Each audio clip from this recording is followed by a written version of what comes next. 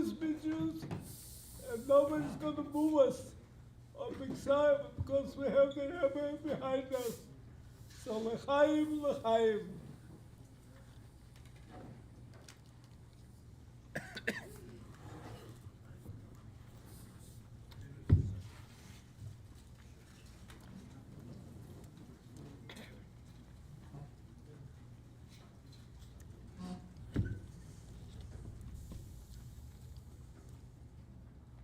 The truth is, we all that we're around is because of the Rebbe. So it's a simcha of all of us. But doesn't take me out from this, because I was at the time when they took the Rebbe, our Rebbe, to jail, and how did they take this candidate? They told him that by us, nobody could do it. But the Rebbe said, only our, he said publicly, only our bodies went to go, but not our neshama. Our neshama is with us. It will be the way the Rebbe was.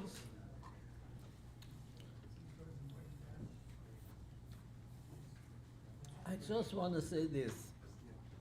I don't know if I'm the person to talk today, because the truth is, I think more than anybody else, I was during the time when they took the Rebbe away from us, and the Rebbe did not give in, and he was,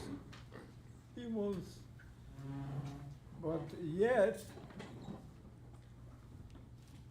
because I am older, it's hard for me to talk and explain, but the Maaseh is that I am here and I'm a Jew, it's only because of the Rebbe. Nobody was able, the Rebbe said that only our bodies they could take, but not our neshama. So therefore, we are together with the neshama. Without the neshama, we're nothing. The truth is, I probably should have the greatest things to tell everybody, because I was at that time when they took the Rebbe on the, and they said to him that you're not going to do what you want. You have to do what we want. And the Rebbe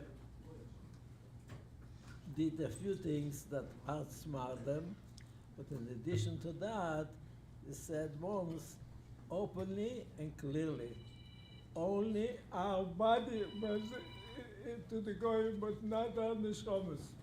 And we are mainly our neshamas. So the Rebbe is, without the Rebbe, we would not be here all together. I want to just say this. You are talking, hearing from me now. I was then, at that time, when they schlepped the Rebbe with ways that no human being was able to move him.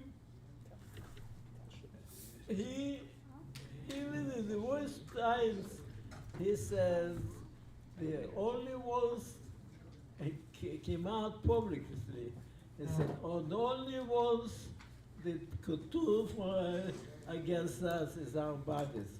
But our neshama, nobody could move us. We're connected to the Hashem. Now, how do we know what Hashem says? Because we have a Rebbe. I just want to say something. Since I am a little older, I was at that time when they took the Rebbe and they schlepped him with the worst ways, but he didn't give in. But one thing is, I am old, since I am older than all of you, and I was there, seeing what happened then, and we saw then how the Rebbe, in spite of everyone, and in spite of everything what he said, you cannot do what you want, you have to do what we had tell you to do. And the Rebbe said clearly, the only ones that you are, have a power, is our body. But our neshama, you'll never move. We are in Hasidim, and when the Rebbe takes us out, we go with the Rebbe. Amen.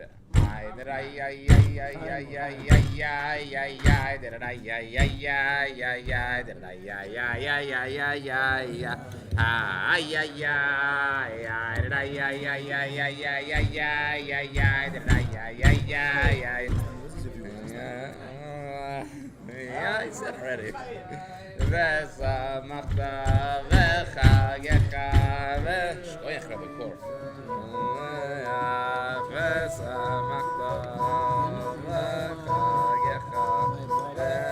Reach this one, right? This one's better.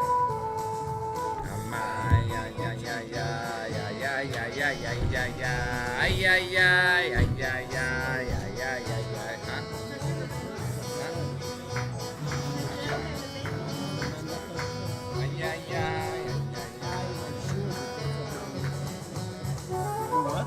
I'm mature.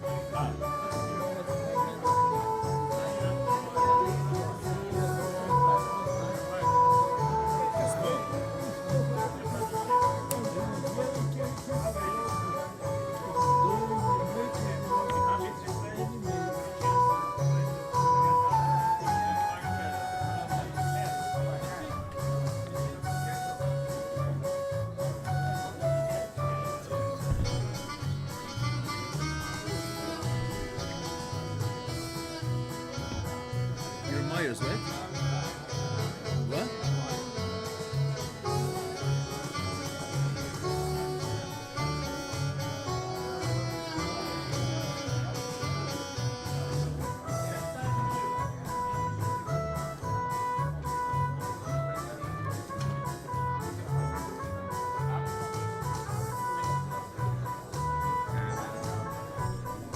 Get you anything?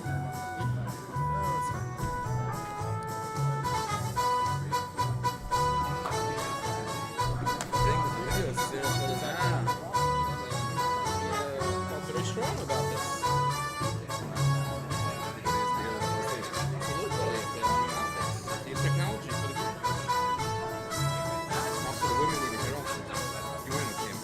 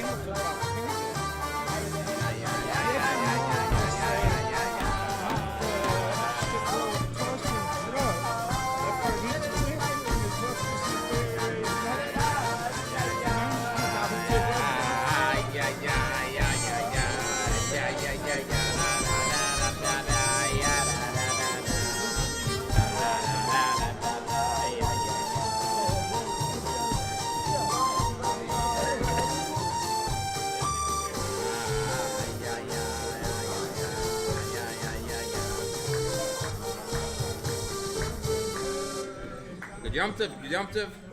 We have with us all the way from Kan Sivas Hashem Esabracha. We have a shliach who has a schools every day to deal with Bochum and teaches in Yeshivas Oli Torah, the Rebbe's Yeshiva, and 770 as well. Siddur at both Nigla, and does a lot of work around the New York City with Hakhel Menachem, giving a shirim to all different types of audiences. We have with us, joining us to Farbrengen with us for Yud Beis, Yud Gimel Tammuz, Rav Shlomo Kaplan. Thank you, Rabbi Kaplan. Chaim.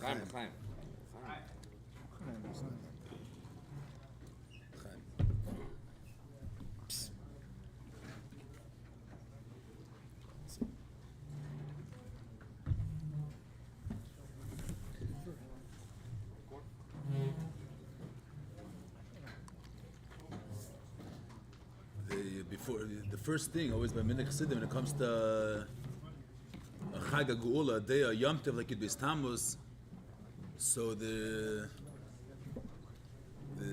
minhag is to say first the basic parshas, the story of the Parshas Hayom, the Meiser and the Geula, the Rekuda of the story. That's one of the basic, besides first the Friedeke Bereis, the Yom Tov of Chag HaGeula, but also Al Pi Din, Al Pi Shulchan Aruch, when there's a Shulchan Aruch when you get to Zman.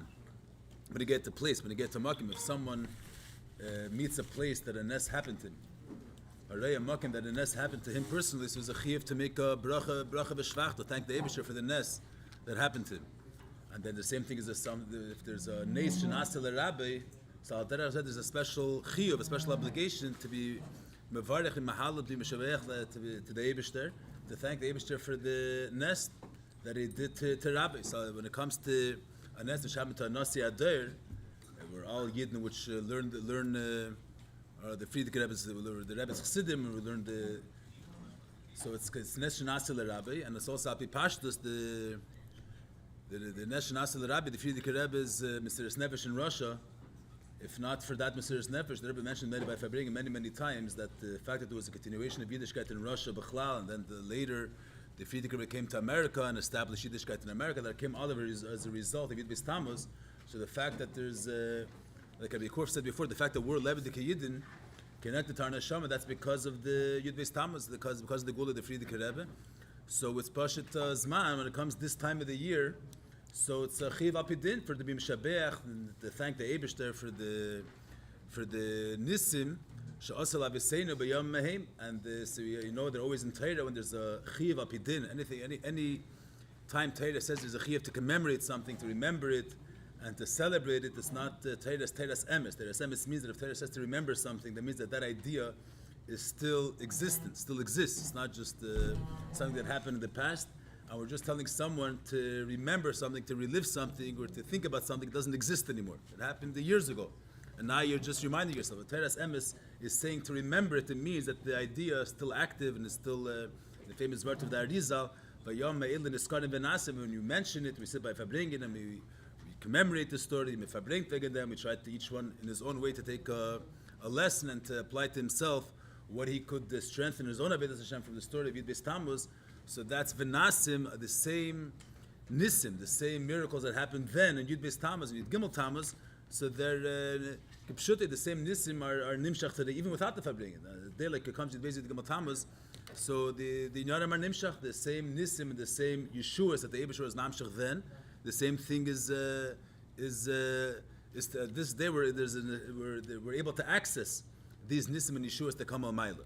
The way to bring these the powers that the Eibusher gives us in this day, to bring it down that it should be able to it should be connect with it, and it should be able to bring it practically in our day-to-day life. So that's a Chassidus Farbrengen, to take this koyach that we get on this day and to actually bring it down and implement it, think about it, and that's to bring it down to our day-to-day life.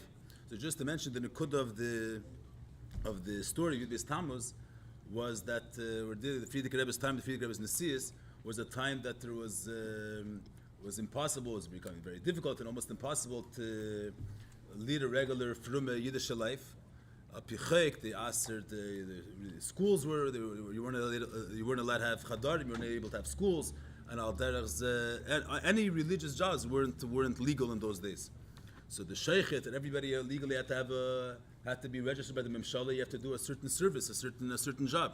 And a sheikhit or a rav or a malamed, these are things that a school b'chlal was illegal. And al derech zeh, to have a job as a teacher wasn't considered a job in those days. Everybody had to be registered with a certain thing that they do for the government. So it's become out impossible to live a normal Yiddish life and to have Yiddishkeit and infrastructure of Chadarim and Talmud Torahs and the Yiddish life. So most Yiddish manhigim and most Rabbanim, they gave up. They said that it's not possible to have. There's no continuation. There's no hemshech. There's no future for Yiddishkeit and for learning Torah, for educating children in a Yiddish way in this in Russia and that place of the world where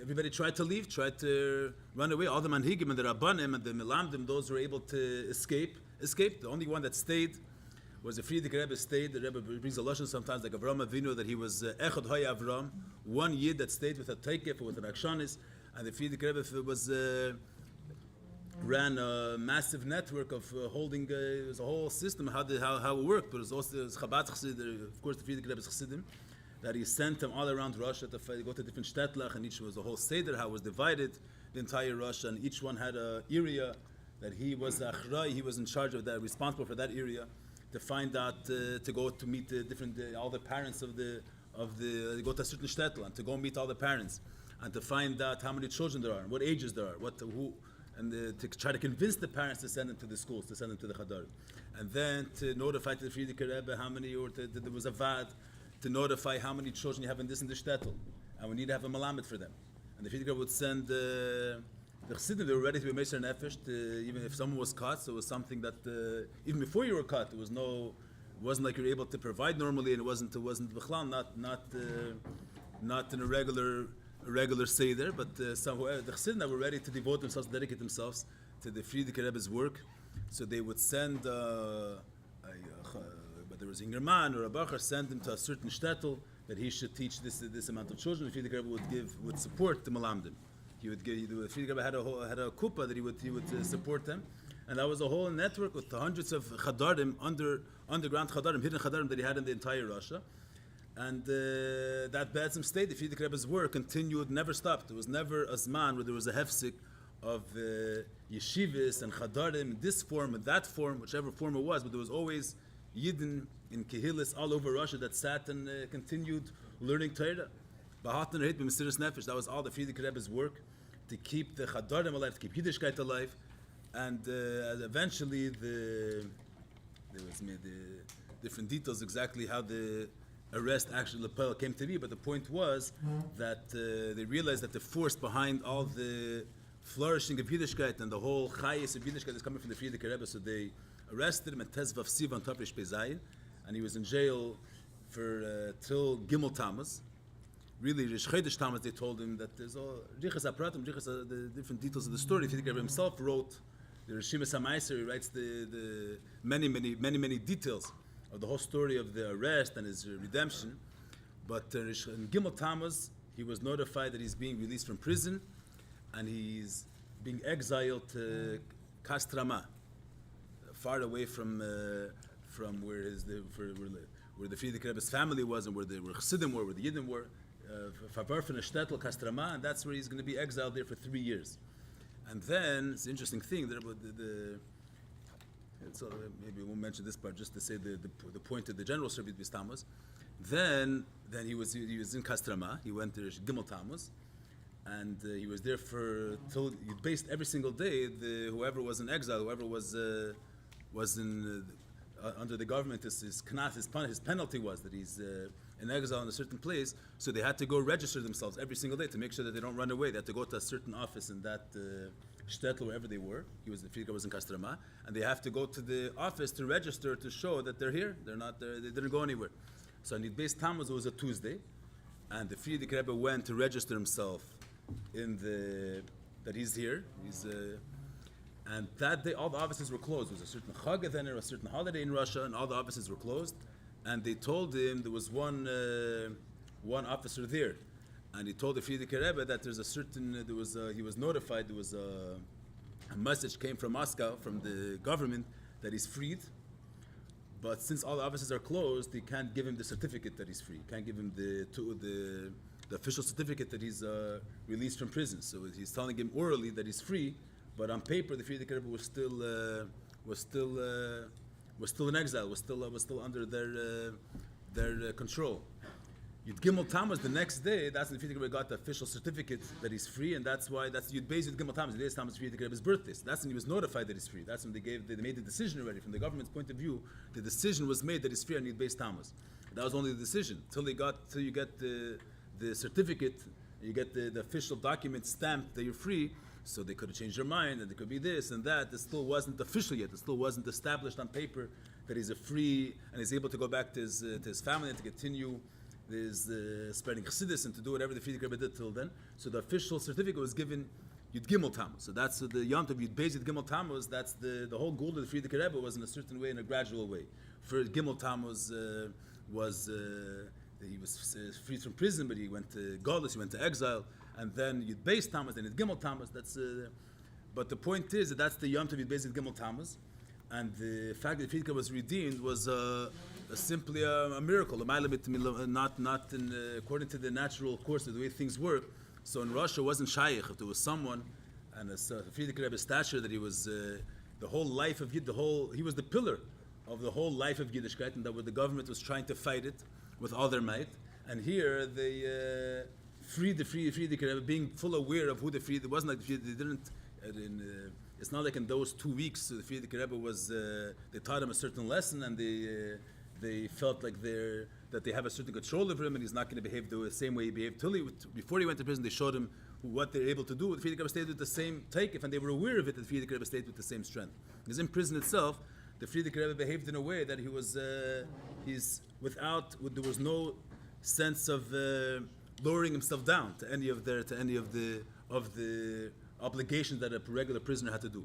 So the same tkifas that he had while he was outside of prison, that same strength and that same solid power he showed while he was in prison. And together the fact that they were fully aware of who the Friedrich Rebbe was and how he's the Nasi and he's the one that's keeping he's the pillar of the whole Yiddishkeit in Russia, still, it's not, they freed him. It was a nes l'mayla miderech hateva. And these are none of which, this is just a point in the kudah of the story which happened then at Beis Tammuz. And Yom Eil and Eskar of Anas, these are things that anytime there's a Yom Tif that Sama Tzaddik brings in Derech V'Sesecha, and he speaks about Chanukah and Purim, there's a Yom Tif, there's many nisim that happened to Yid in the whole history, many miracles that happened. But not every miracle that happened was a Yom Tif established because of that miracle. There's things that happened, like the Gemara says, there was many nevuos which were not written down, a part of Kisvei HaKesh, part of Tanakh. And you have nevuos, you have certain prophecies that were written down. So which nevuos were written and which nevuos weren't? So nevuos shehutzach l'dayris, any prophecy which is an internal message, which is negayah to know forever. So that became part of Torah, that became part of the Tanakh. Nevuos shehutzach l'dayris, a nevuah which Yidden need for eternity, so that was written down part of Tanakh. But nevuah shaloi hutzach l'dayris was only a temporary thing, it was a special revelation which is needed for a certain period of time. So that didn't become part of Tanakh, didn't become part of Torah. So Al-Darzi had many miracles that happened, meshach the generations by Yidden. But not every miracle, as a result of the miracle, there was a Yom Tiv established. There was a whole, here, Yud Beis Tammuz, the Friedrich Rebbe established it as a Yom Tiv, because it wasn't just a miracle that happened at that time that he was freed. That freedom, even if you look from our point of view, but that freedom was the breakthrough that Yiddishkeit should be able to continue. The Friedrich Rebbe with his full strength was freed. And that full strength brought later that Yiddishkeit continued to flourish, continued to grow. And that was this revelation, this koyach that was brought down to the world then, is needed for eternity. Every place has its type of concealments and its type of gzeiros, its type of decrees, its type of hardships that we have to push through and we have to battle against, so to speak. And Yud Beis Tammuz gives us the koyach to be able to break through any limitations, any barriers for the Eir of Torah mitzvahs, for the Eir of the Eibusher to be able to penetrate and to break through any obstacles or any barriers that might be stopping from a Yid and for what the Eibusher wants to be able to fulfill in this world. And that's something which is constantly needed. Yeah, that's just the Nekudas HaMaisa. It's a Farbrengen. It's not everybody's saying it's we're all sitting and celebrating Yud Beis Tammuz. It's not Farbrengen is the external form is that I'm sitting over here with a mic and I'm speaking, but it's Yid and Zin sitting together and we're discussing a little bit the Parshas Hayim and try to make it relevant to us and try to take from it a message to be able to continue to bring us out a chayas and our Rebbe Hashem. L'chaim, l'chaim. Fine.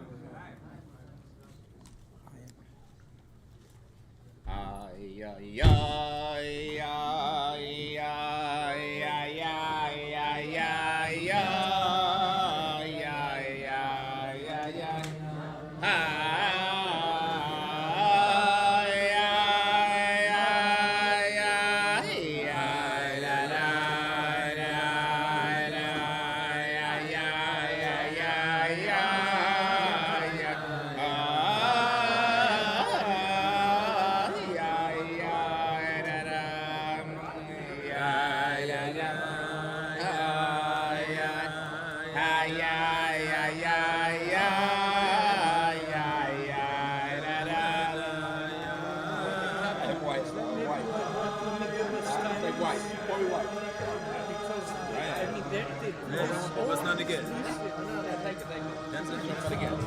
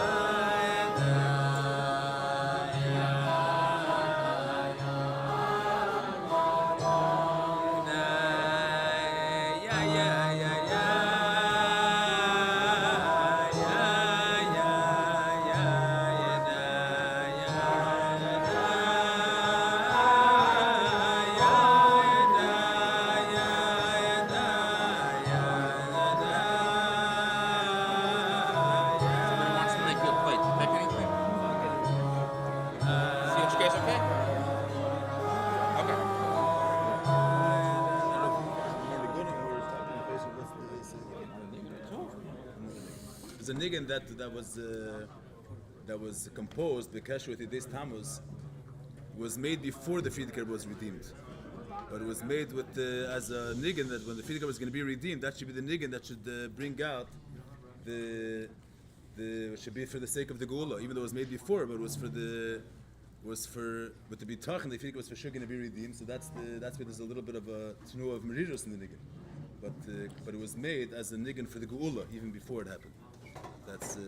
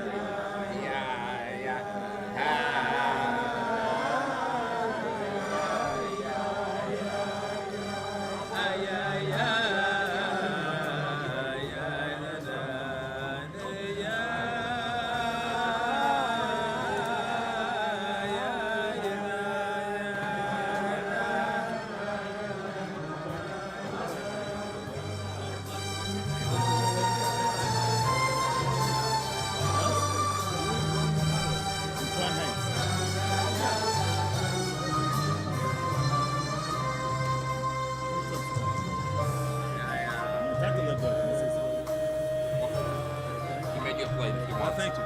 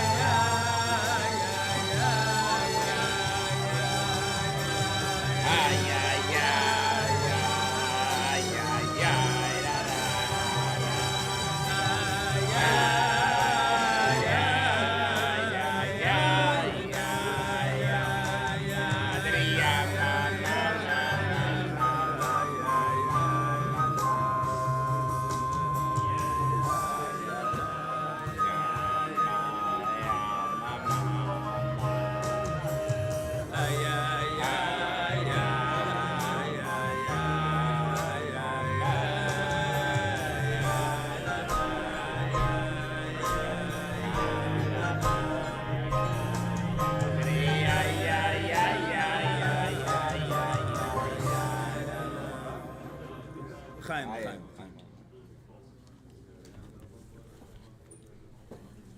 This year, so the Kfir is the first time it was Tammuz. Actually, it was Tuesday, Wednesday, and it was Pashas Pinchas. The Parsha of the week of that week was the week of Pashas Pinchas. It basically Gimel Tammuz. This year, Gimel Tammuz is the week of Pashas Pinchas. The Frierdiker Rebbe says in a Farbrengen that he says that the Geula was Pashas Pinchas, and the Frierdiker Rebbe was his bris.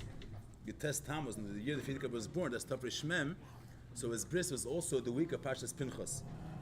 So the Frierdiker Rebbe said that many things that happened to him in his life are hinted, some are hidden, and some are even revealed. They're explicitly clear. All hinted in Pashas Pinchas. It says Sheyesh Shishim Ribi Eises LaTorah. So every yid, there's somewhere in Torah that every yid has a letter in Torah, and every yid's staka b'raisa bara alma. Everything that happens in the world, everything is rooted. Everything, the source of everything is Torah.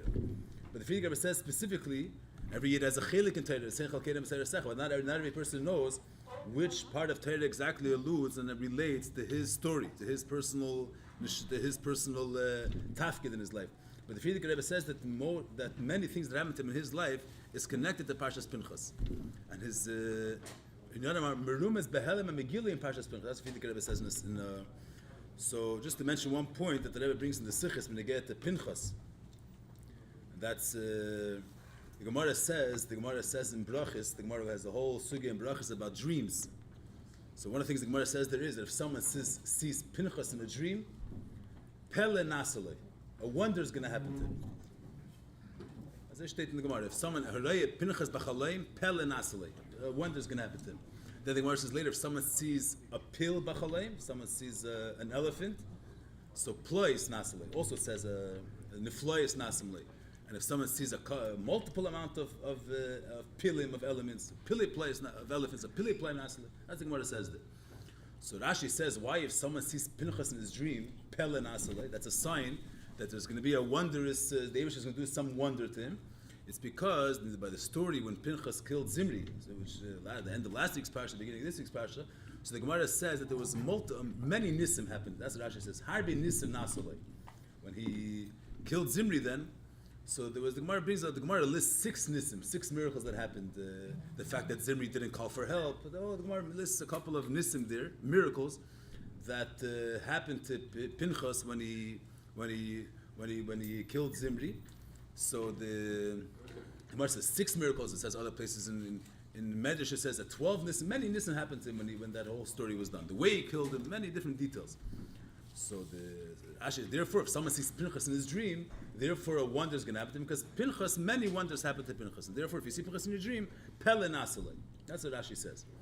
So the question is, a simple question: if the reason why someone sees Pinchas, the reason why a Pele Nasale is going to have a wonder is because he sees Pinchas in his dream, and many nisim happen to Pinchas, so he should have many nisim, not just one. The Gemara just says if someone sees Pinchas in his dream, he's going to have a Pele. A wondrous thing is going to happen to him. Rashi says, why are you going to have a wondrous? Because Pinchas, many miracles happen. If many miracles happen to Pinchas, if someone sees Pinchas in his dream, he should have many miracles, not just one. You have other things the Gemara says, if someone sees Yechanan in his dream, or Huna in his dream, if someone sees, for example, the name Huna, the name Huna in his dream, he's going to have a miracle, because Huna has one nun in the name Huna, so one nun corresponds to a nest, a miracle. But Pinchas actually says the reason why someone sees Pinchas in his dream, a miracle happens, not because he sees the letters Pei Nun Ches Samach. From Rashi is Rabbi in the Sikha, but the Smasha from Rashi is if someone sees the image of Pinchas, it's not if someone sees the name Pinchas, that would have been exciting, but if someone sees the image of Pinchas in his dream, then Pele Nasale. So so why? Because Pinchas himself, many miracles happen, so therefore if you see Pinchas in your dream, you'll have many miracles. So why Pele? It should be Nisim, many Nisim, why only one? So there's the Rebbe says the Sikha, the point is that when the Gemara says when someone says Pinchas in his dream, Pele Nasale, Pele doesn't mean he's going to have one wondrous thing that's going to happen. Pele means that there's a nest, doesn't necessarily mean it's wondrous. A nest, you have Nisim and you have Neflois. Nisim, part of the way the Eibush created the world, so there's the regular structure, the way the world runs, that's according to certain rules and certain, it's called in Chukei HaTeva and Hagas HaTeva, there's they say the regular or the basic way Hashem runs the world according to rules.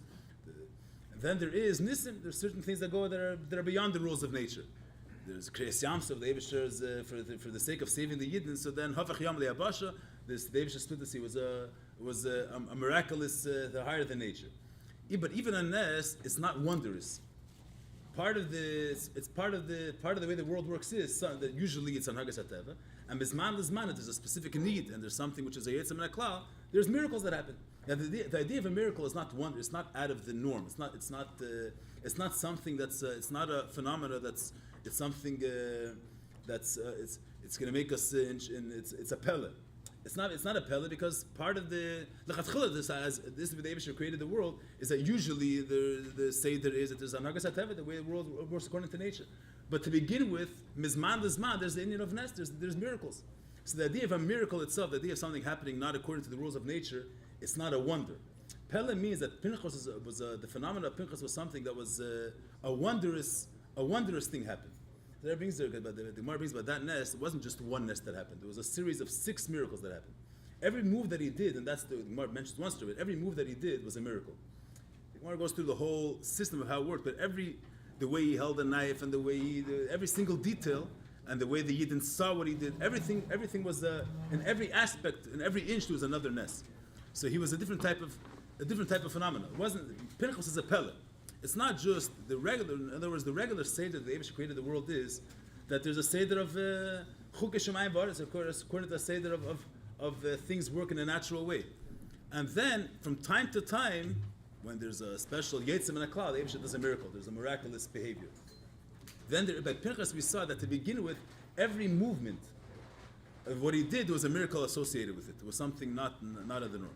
So the Gemara says if someone sees Pinchas, if someone sees the image of Pinchas, Pinchas is a ish pele. There was something wondrous about it. So that's why if someone sees Pinchas in his dream, he's pele nasis. The pele nasis doesn't just mean he's going to have a miracle. That means that there's something which is a different type of energy is going to be affected. What's this idea of Pella? So we speak more. We speak the way it is in Avedis Hashem. So you have regularly the Eibush created a person is that there's the same way in the world. The way the Eibush runs the world is according to basic Anhagas HaTeva, not in a miraculous way. The idea of a miracle of a nes is something which is Yetzim Miderech HaRagel. It's something which is not. It's a miraculous behavior. So when it comes to a person, the Eibush created a person with a seichel and midas. The person has his structure, the way his nevish is built, and a pitayra, the regular way a person is supposed to live his life, is based on reason. A person should, when he's making a decision to do something, you don't do something based on beyond reason or lamayla mitamadas. A person has to make a cheshbon of pitayra, what's right and what's wrong, what do you understand. How we understand every shayla, you pass on a shayla lalach. You have to learn the idea, learn the topic, and to come to a conclusion al pi seichel of according to the way you understand what has to be right, what has to be the right attitude towards the behavior. The idea of having mesiras nefesh and to go beyond reason and to dedication beyond any limits, that's something which is needed only from time to time. It's not the regular way a person is supposed to live his life. You don't wake up in the morning and the way a person is supposed to live his life is beyond reason. Mizman Lazman, the Eibush gives a person a nisayon that he has to, in order for him to go over this nisayon, he has to bring out within him deeper dedication, deeper commitment to the Eibush, even beyond reason or beyond the idea of sacrificing himself. But regularly, the regular type of Ezra Hashem that's demanded of a person is based on not demanding of a person to dedicate himself beyond reason and beyond any limitations. That's why the Alter Rebbe says in Tanya, for example, that the reason why Moshe Rabbeinu told Yidden before they went into Eretz Yisrael, he gave them the mitzvah of Krishna, because in order for a Yid to serve Hashem the way it's supposed to be, he has to always remember the mitzvah of Mesiras Nefesh. He has to always remember the idea that he's ready, that theoretically he's ready to dedicate to give over his life for the Eibush. But it's not that every single day what was demanded of a person is to dedicate himself, literally, to put himself in danger. Mizman, the Eibush puts a Yid in a nisayon. But regularly, what the Eibush demands from a person is to serve Hashem in a way that suits the regular form of life. When it comes to we say Pinchas is a pele. I wonder what Pinchas is a pele means. That it's not like the way it is by regular people. That regularly it's a regular, that their average way of life is a regular way of life, and Mesiras Nefesh is something which comes mizman lizman from time to time. But Pinchas, to begin with, his initial attitude was that whatever the Eibishter wants, that's going to have to be carried out. Whether it's, we'll say a little l'chaim. We'll say a little l'chaim.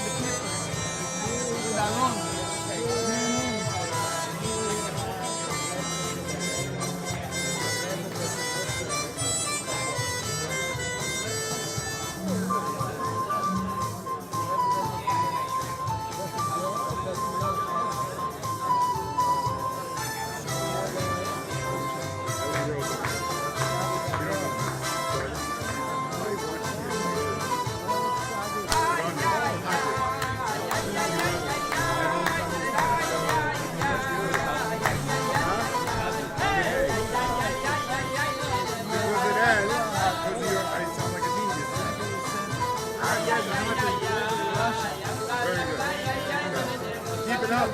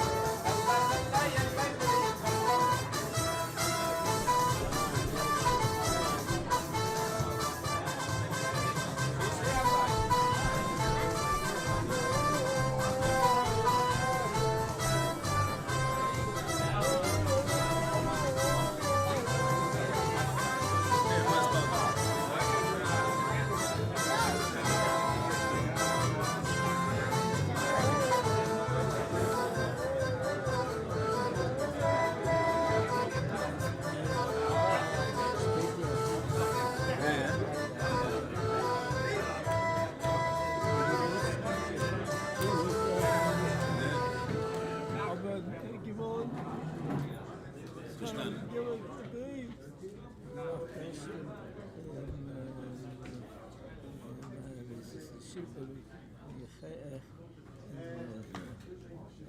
L'chaim.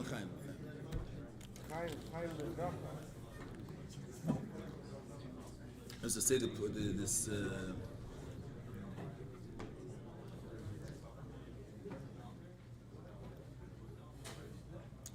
this point that the Rebbe is masber that Pinchas is a pele.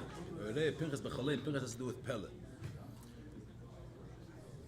If you look at regularly, according to Shulchan Aruch, the way the idea that a yid that doing a mitzvah and serving Hashem, dedicating himself to Avodas Hashem, to doing a mitzvah is even at the expense of a person's own life. The idea of Mesiras Nefesh, that's not. We understand regularly. For most mitzvahs, there's only 3 mitzvahs. There's a chiyuv of Yiharek V'Yaver. If you go according to the basic halachas of Torah, so the Torah is given in a way that it shouldn't negate a person's mitzvahs. On the contrary, you say v'chaybem. The purpose of Torah is that it should add and enhance a person's life. V'chaybem v'leishi yamas b'hem means the general way. There's the way the notion, the way we understand the regular obligation of Torah mitzvahs is a person, and the person's life has value, and there's his needs and the way his seichel, his midas. And the Torah was given not to negate a person's life, not to negate the reality of the person. The point of Torah mitzvahs is to enhance a person's life and to give him his life a meaning, and to give him the right understanding of how he should look at things, to give him the right perspective and the right feelings. The idea is that you have this aspect in Yiddishkeit that a Yid has to be ready to dedicate himself to the Eibusher, even at the expense of his own life, even at the expense of giving away, of negating himself. That's not the basic obligation. That's not the basic function of what Yiddishkeit is, where we understand the regular understanding of things. The purpose of why the Eibusher gave there is for the purpose why the Eibusher gave Torah mitzvahs is there should be live people, there should be a world and people living, and the way a person lives according to his nature. And the Torah mitzvahs was given while a person is living his regular natural life, and Torah mitzvahs is given to him in order to imbue meaning in his life and to give him the kelim in order to fulfill and to develop to live a life the way it's supposed to be. The idea of Mesiras Nefesh of Yeharig when it comes to that the Yid has to be ready to sacrifice himself, give away his life for the sake of the Eibusher, that in certain mitzvahs you have this obligation of Yeharig Va'al Yaver. That if a guy is forcing a Yid to do a certain mitzvah or he's going to take away his life, so Yid has to be ready to give away to Yeharig Va'al Yaver. So, but that's not but what's the general purpose? What's the general function of mitzvahs is that it should give him meaning as his life, that it gives space for him. It gives space to the reality of the person, and the purpose of Torah mitzvahs is to enhance a person's life. That's the regular understanding. That's this. If you speak in we were saying before, you have the way the Eibusher created the world is in a way that there's certain rules of how the world functions. Every that's called chukes hateva. There's a certain basic, the natural rules, the way a thing functions. And Mizman, there's the idea of nest. The Eibusher reveals and shows, in order that we shouldn't make a mistake and think that the world is just a machine that functions on its own. And it's the reason why the sun rises in the morning is because the sun is a type of entity which rises. Not that there's an Eibusher which is giving life and is continuously creating the sun. So from time to time, the Eibusher shows a miracle. He does things which negates the laws of nature, which demonstrates that there's the Eibusher which created the world, which is running the world. But the Ratzon of the Eibusher was not to run a world in a way that there shouldn't be rules, without an order, without a structure. The way Eibusher wanted the world to run, according to a certain structure, according to a certain pattern. From time to time, in order to demonstrate that there's an Eibusher which is behind the whole functionality of creation, so from time to time there's a miracle. But the basic way the world always functions is in a regular, natural, according to its natural course. And the same thing you have when you get a person in his evidence Hashem. Regularly, what's demanded of a person is what type of level of devotion, what type of level of dedication has to be a person conscious of regularly. Is that there's not that he has to negate himself and he has to be ready to sacrifice himself for the sake of the Eibusher.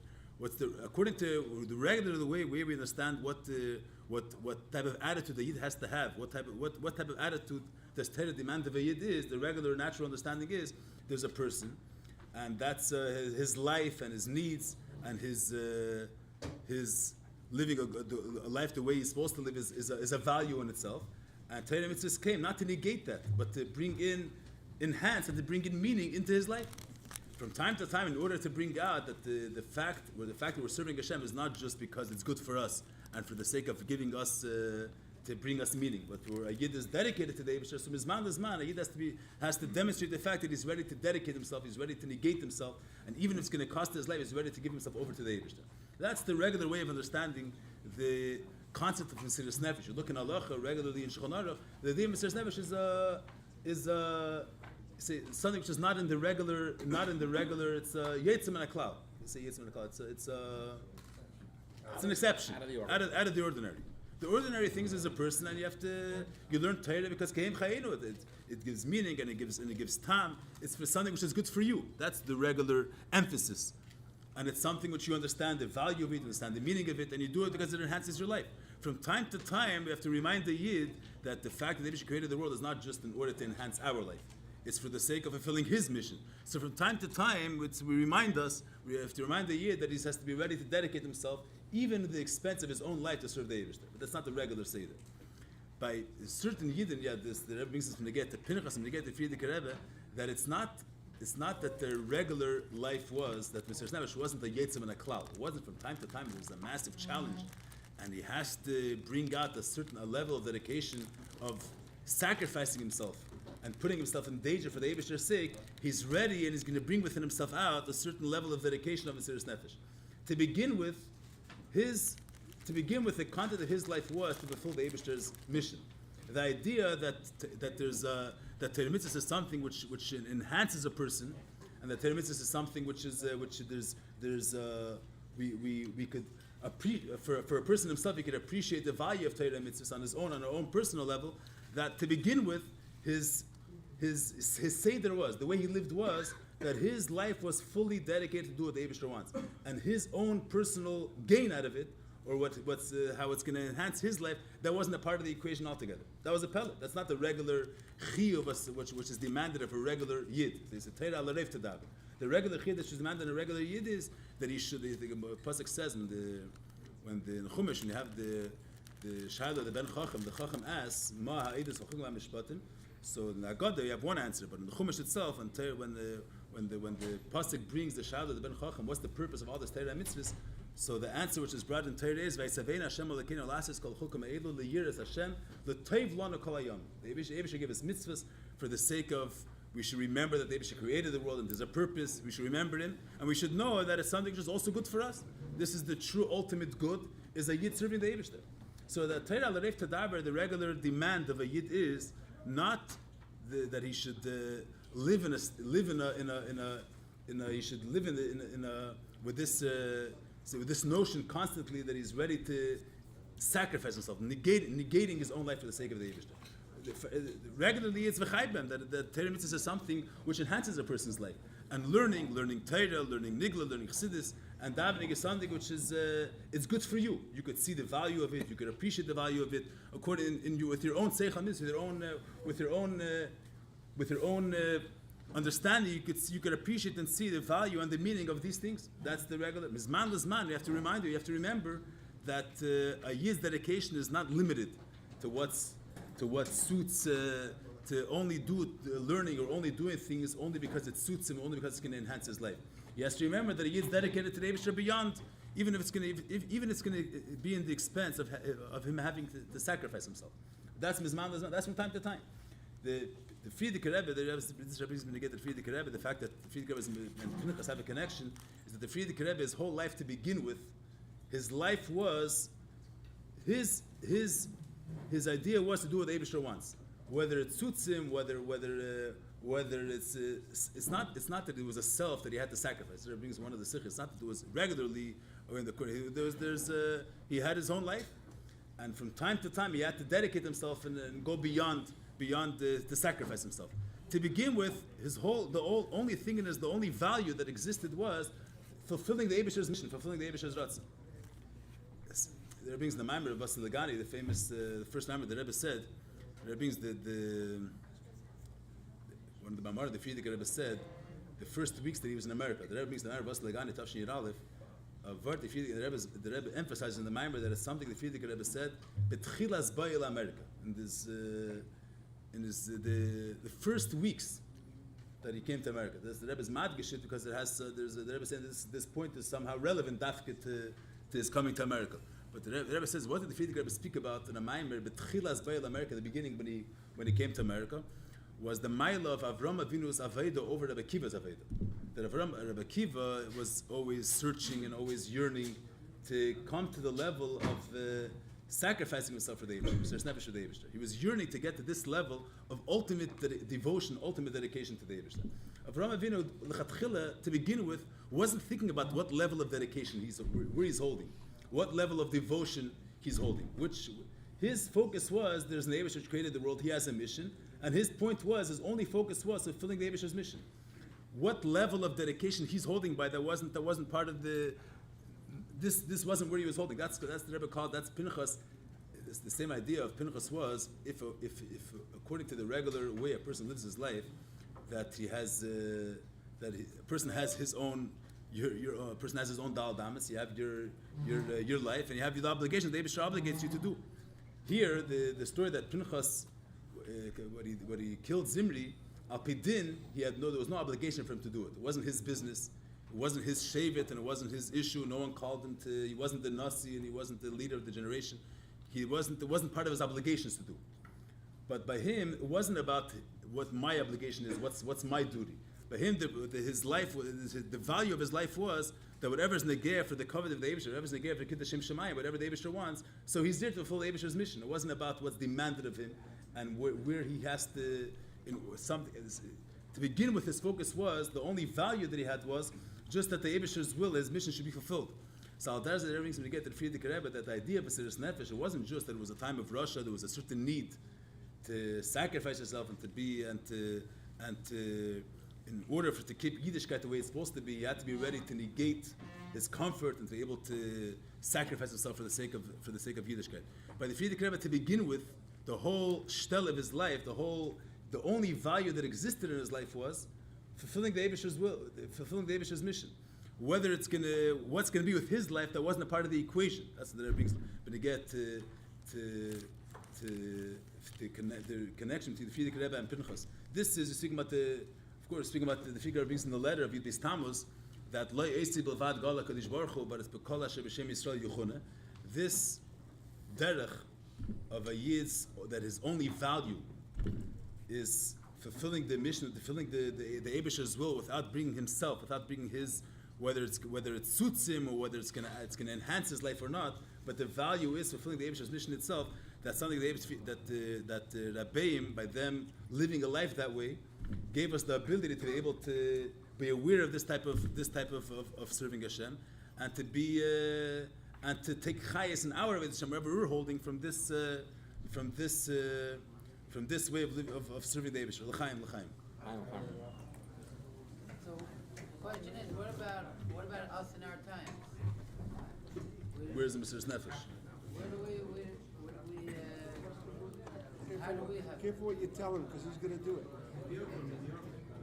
Sing a nigga Hodam Shalom Nafshi Mikrami Kiberabim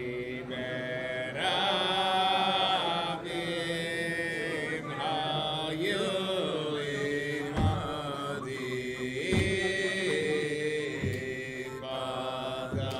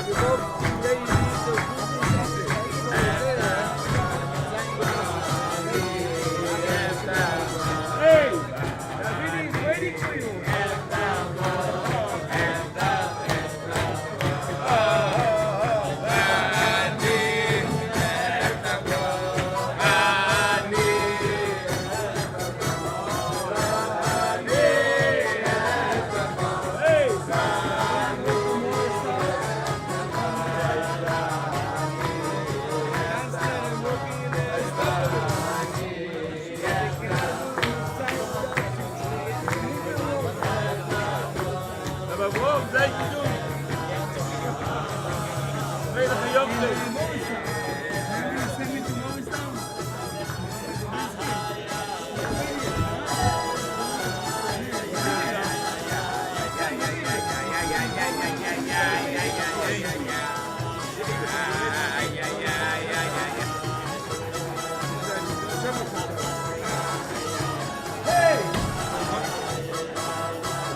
let's dance around the corner for this.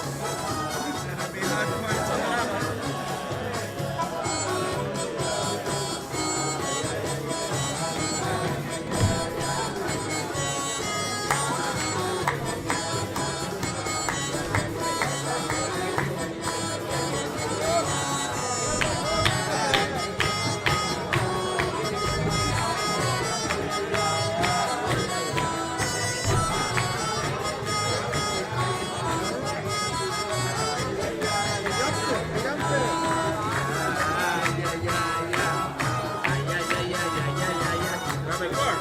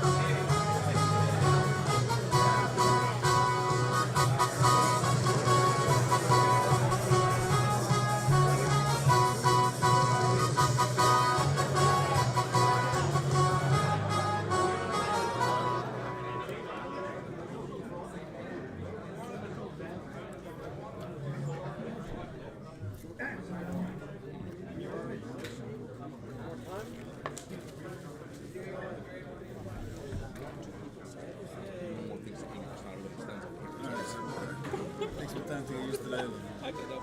It's my thing, it's not. Only one guy. Sometimes Everything's great. Most of it. Chaim.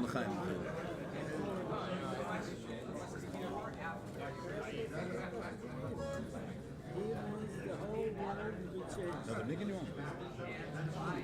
Go off your house.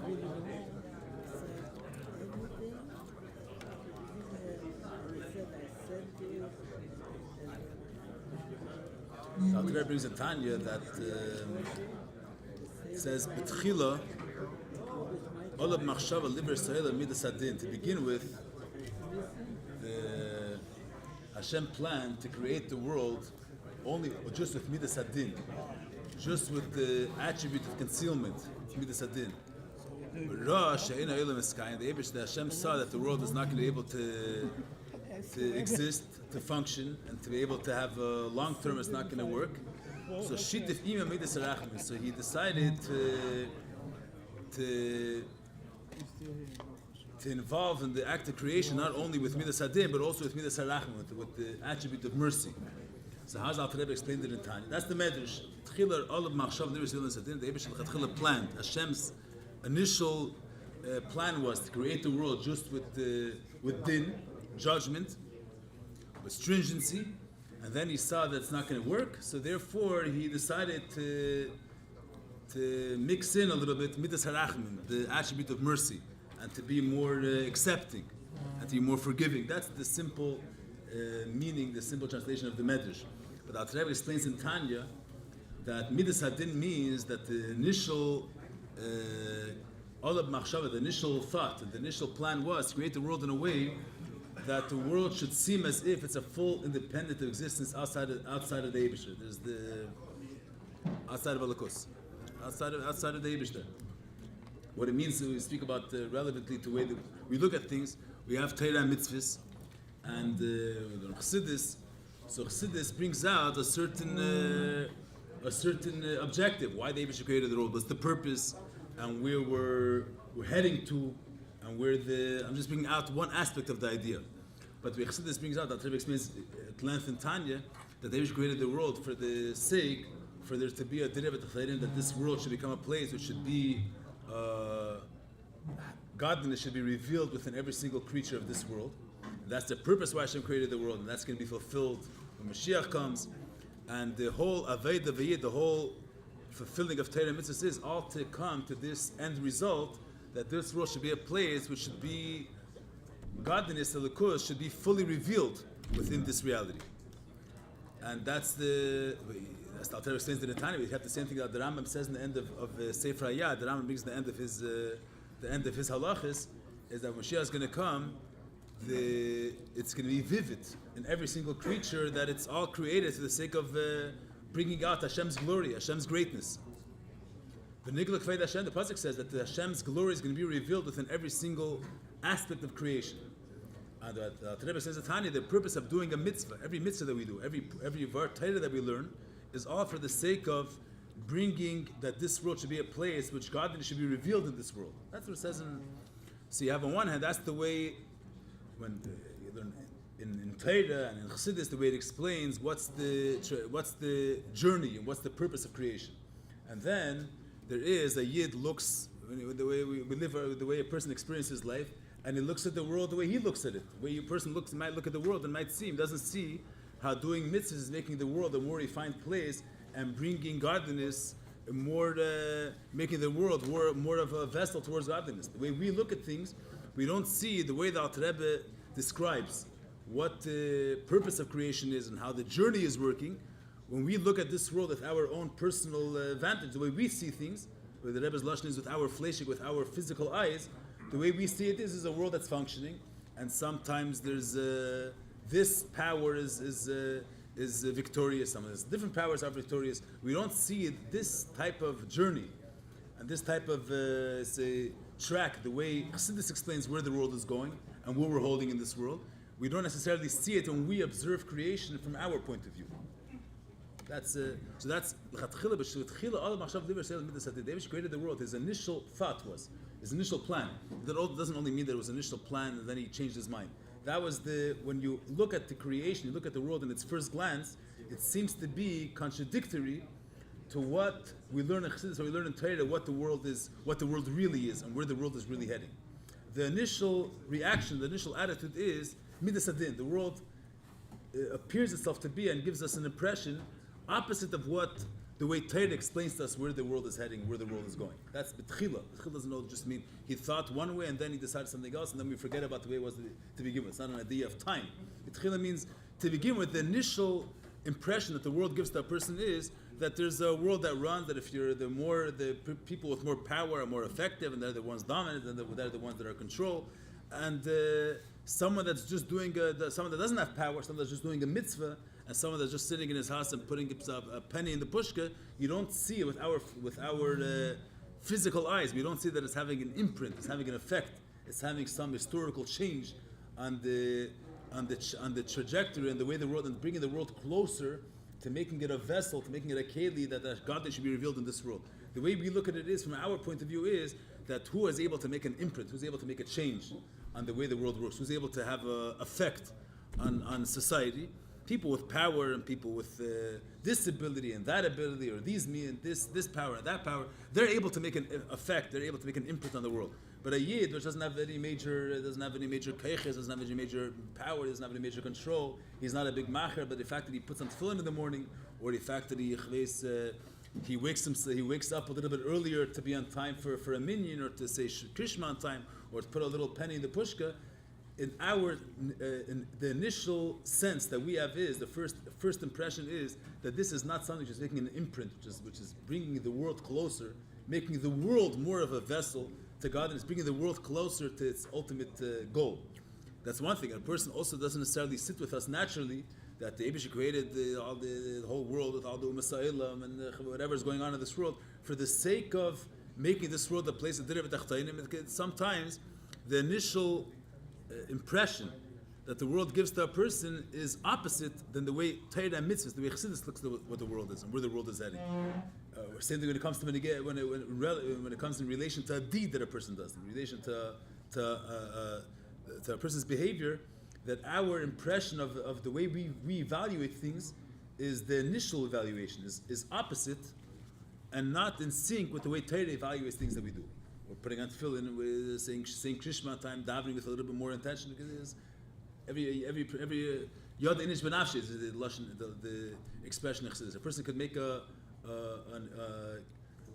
think about it on his own, that there's the way Chassidus explains, the way Torah explains the value of a mitzvah, the value of and the purpose of the world, and there's the way we personally experience the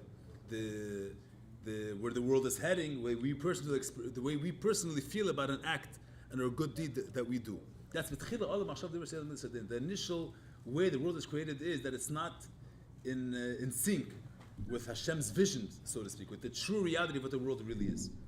Then the Eibush saw that the world if the Eibush can create the world only with the way with this midas adin, so the world people are not gonna. You could convince yourself one day, you could marry yourself one day, marry yourself another day, and you could try to say inspire yourself that even though I'm putting this little penny in the pushka, and even though it seems to me that it's a small, minute, little act, but really it has an effect, and all the little things that we do could accumulate.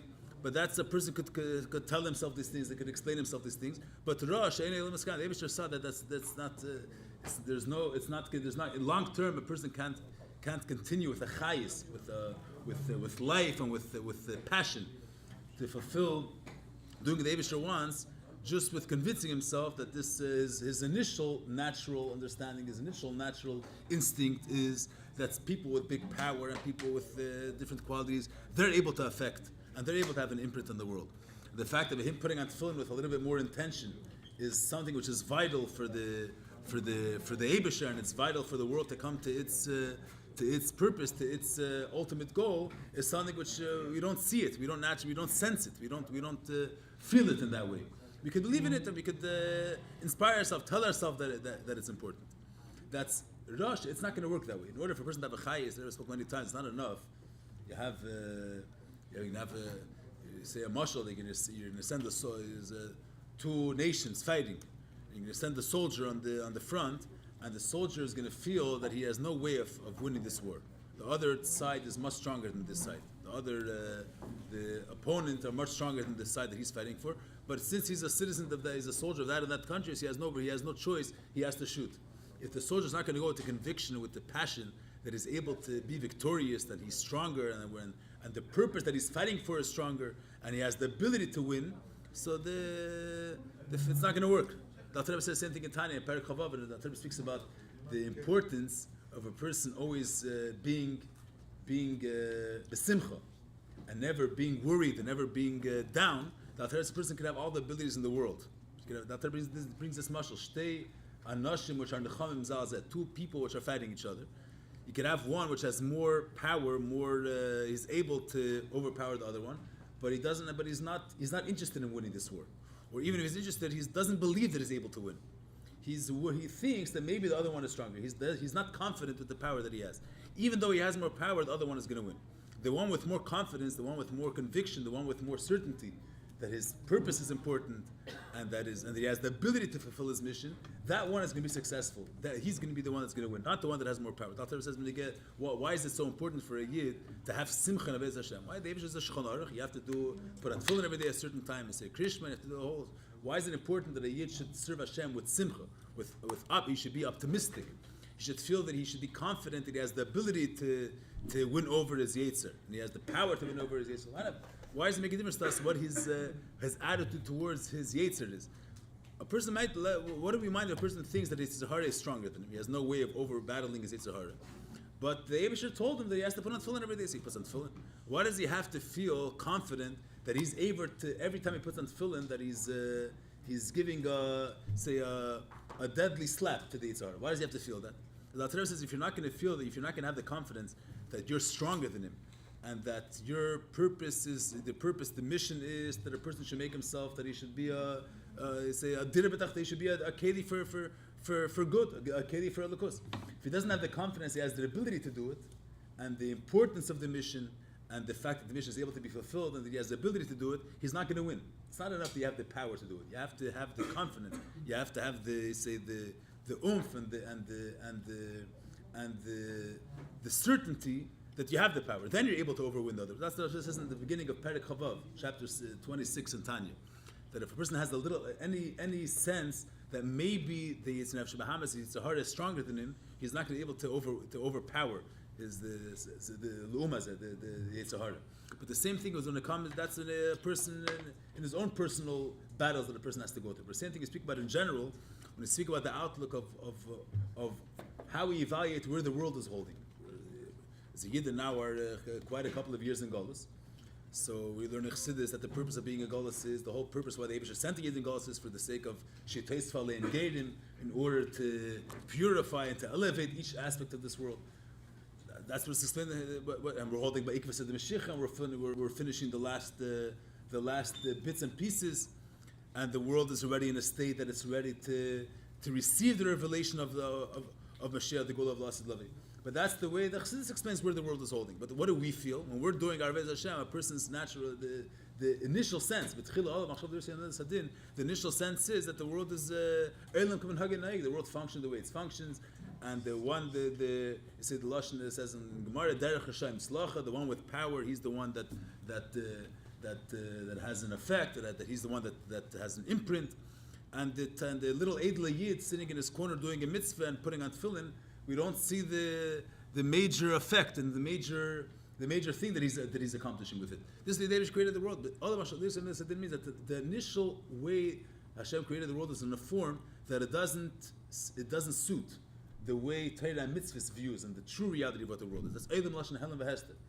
So that's Rosh and Eilam Eskayim. What is Eilam Eskayim? Means if a person is not going to feel the confidence, not going to feel the certainty, you can't just do it based on, you say, Kabbalas El, you say in the language of this. You're just going to do a mitzvah, you're just going to do the Miftzayim or the Rebbe's work just because the Rebbe said to do it. You don't, if someone's going to make a cheshbon that that you're in Florida, any place that a person is, that the majority of Yid and the majority of someone's going to go to a campus. The majority of Jewish students are, he's going to, so what's the point of him doing 5 in the couple of students that he's meeting? He's not making a real full-fledged and internal imprint and an internal change in the whole city. He's affecting a small percent, and the majority is an idea apetita. The rave is not having an effect on. So the Kabbalah said, even though he doesn't understand that what he's doing is actually transforming things and is actually having an effect and is actually making the world closer to its ultimate redemption. He's actually fighting the Lumazah, and he's being Mevatel the Halav Esther. A person might feel like he's not canceling anything, but if the Rebbe told us to do it, we're doing it. This is what we have to do. We're going to do it anyway. Without Midas Harachim, without a person vividly seeing the value of every act that he's doing and feeling internally a certainty and the confidence and the takeif of Kedusha, there's no way that this type of doing a mitzvah and doing the just mitzvah, just with the reality of Midas Hadin, it's not going to work like that. So what did the Eibush do? Shita by Midas Harachim. So the Eibusher said, the Alter Rebbe attaches what is Midas Harachmim? That's his Galus Elokus, Adei Tzadikim Ba'esis and Meifsin Shabbatayra. That the Eibusher made the world in a way that there is different aspects of creation where there is his Galus Elokus, there's a revelation of godliness. How is it manifested? This revelation of godliness. This is Galus Elokus, which without it, Eina Eila Meskayim. The physical world could continue. But the purpose of why the world is created, and for the sake of the purpose being fulfilled, so Shiddav Midas Harachmim, which is where is this Galus Elokus manifested in? So Alter Rebbe says, "Adei tzadikim v'eisus u'meifsin shebetayra." The first thing is Alter Rebbe brings tzadikim. So the Rebbe brings many times that one of the dogmais, one of the examples, just to bring out this point, that you speak about his Galus Elokus Adei tzadikim. You got the Friedrich Rebbe, you got the Beis Tammuz. So simply, we're talking about there was a Zman that there was in Russia, there was Gzeres in Yiddishkeit, and there was a massive, strong, powerful opposition to lead a regular Yiddish life in Russia in those days. When the Friedrich Rebbe was freed, Beis Tammuz Tavesh Pezayin, 1927, the Friedrich Rebbe was freed from prison and then freed from Golos, and they released him. But it's not this Yiddish Tammuz, the freedom then. At the end of the day, there were still the hardships to keep Chadarim open, the hardships to learn Torah with Yidden still continued, and there were still the years after, 10 years after, there were still Chassidim that were exiled and they were imprisoned and they were killed. The tzaras continued. It's not that once the Friedrich Rebbe was redeemed, so the Iron Curtain fell and it became. You were able to fulfill and to spread Yiddishkeit and to teach Torah and to have schools and kinder and chadarim and everything with the whole Ispashtus. Even after Beis Tammuz, the Gzeres continued. The reality is that the Chassidim in Russia derived their whole koyach and their whole chayes that continue came from Beis Tammuz. The fact that the Friedrich Rebbe was able to overpower the Russian koyach, that gave Chassidim, that gave them the certainty, that gave them the confidence that Kedusha is stronger than Klippa. Even though they were still living in a situation, they were still living in a circumstance where they were being sent, their friends were being sent to jail, their friends were being murdered, they themselves were going through Schwierigkeiten which we can't even imagine. But the certainty they had, it wasn't just a certainty they were explaining themselves. They saw the Friedrich Rebbe, which was the pillar behind everything, the life behind everything, and he managed to pull through. And the Klippa wasn't able to be mizgah, wasn't able to overpower him. So the idea that Kedusha is stronger than Klippa, at the end of the day, Kedusha is the one that's going to be victorious, and Kedusha is going to penetrate. That was revealed by this story with Beis Tammuz. It didn't play itself out in a full way. It wasn't this idea that Kedusha is stronger than Klippa, that the koyach of Torah and mitzvahs, nothing could fight against that koyach, and nothing could stand in front of it, and it's going to penetrate anything. It didn't play itself out fully. Right after the redemption of the Friedrich Rebbe, there was still Gzeres and there was still Helamas Vesteirim and there was still Chassidim that were exiled. But the confidence they got from that Geula of Yud Beis Tammuz, that's something that is negeh for us to remember. That's in general. You know, Chassidus explains to us that the state where we're holding now, the massive where Yidden, where the history of the world is holding is, that we're holding in a state where the Rebbe said we're holding already in a state which is close to the Zman, that the ultimate goal of why the Rebbe created the world is going to be fulfilled. We might look at the world and see it, that it's not. We don't see it that way necessarily.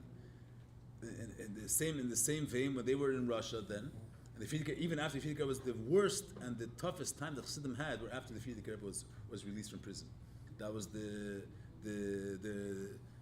we don't even have we can't even imagine the type of the murders that happened and the arrest. There's the many stories that we do know of, but it's the worst times, the harshest times the Chassidim went through were after the Friedrich Rebbe's story with Beis Tammuz. But still, the Chassidim had the certainty, they had the clarity, and they felt the strength that the point that Kedusha is stronger than Klippa. At the end of the day, Kedusha is going to prevail. They didn't only, it says in Chassidus like that. They felt it, they saw it physically. They saw that the Rebbe, which is the life behind everything, was victorious. The fact that the Rebbe was victorious, they were sure that at the end of the day, the Kedusha is going to be overpower Klippa fully.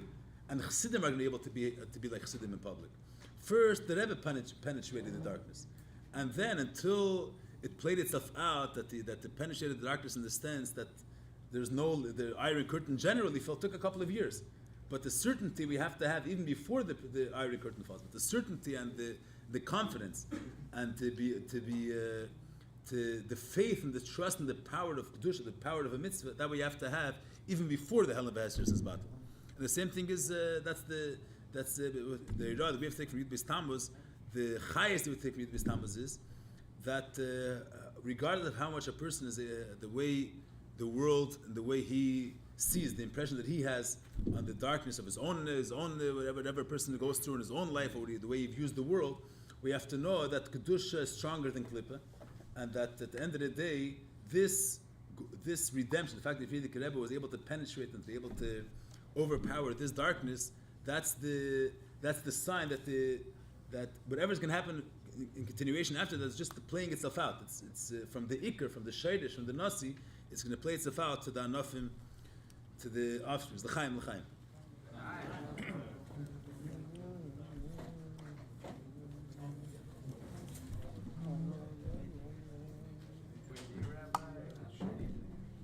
Today,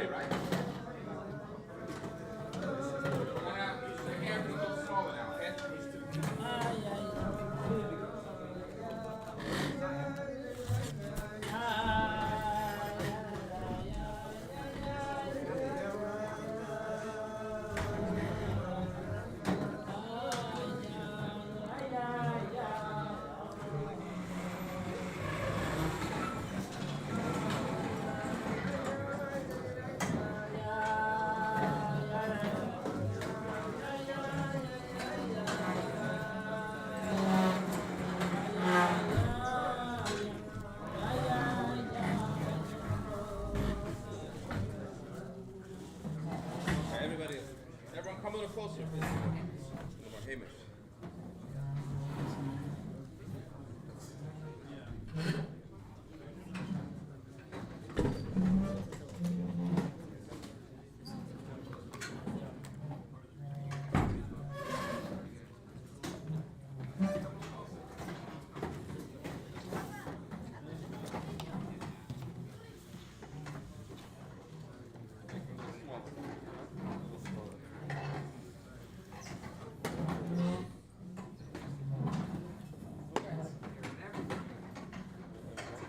Okay. You're supposed to announce a fine for somebody. Okay. Just want to say l'chaim for Chaim Bracha for Baruch Shnir Zalman ben Ilana, Chana Bas Tamar, and Rafu Shlema for Menachem Mendel Bas Chana and Baruch Shmuel ben Chana, and Nasan Yitzchak ben Breindel and Ilana Bas Mazel. Just das ist Farbrengen von Uftan, in the Machal Lane nicht Uftan, so everybody should l'chaim for these with Dafen Rafu Shlema. Okay.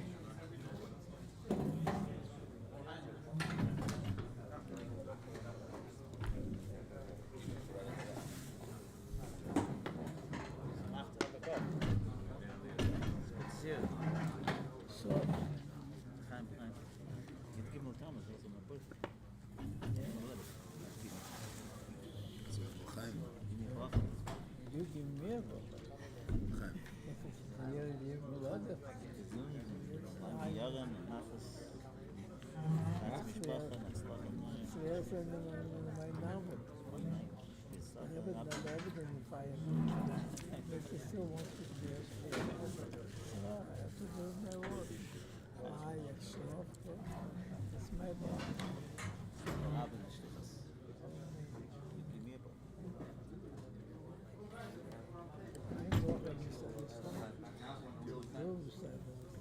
You have the Rabbi's in the Sichas Mneget to Yitas Kislev, and the same thing is Mneget to Yid Beis Tammuz, because the